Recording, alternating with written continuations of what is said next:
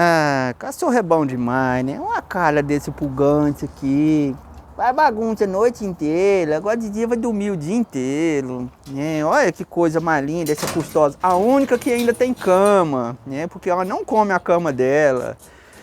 E esse fiote de cupim que já comeu a cama dela todinha, né? Aí agora eu quero perguntar um negócio pra vocês. Qual de vocês comeu o meu feltro? O único feltro bom que eu tinha aqui foi você que comeu o meu feltro, rapaz. Seu sem vergonha. Eu compro ração cara pra você comer meu feltro. Você não tem vergonha, não? Seu custoso, desbrielado.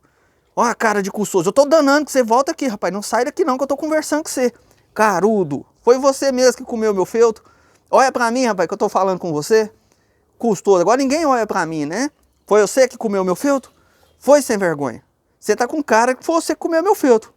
Deixa eu ver a medida da boca aqui. Põe a boca aqui pra ver se foi você. Sem vergonha. Então foi você, né? Cara de sem vergonha. Foi você que comeu esse feltro aqui? Foi? Testa aí pra ver a mordida aqui. Deixa eu ver se foi você. É, eu acho que foi você sim, se você é vergonha. Não adianta virar essa carinha, não. Achei a culpada. Caruda. A gente zela desses bichinhos, tem água, come ração até virar uma bolota. Aí vai comer o feltro da gente trabalhar. Fica com vergonha, só. Você tem que ter vergonha.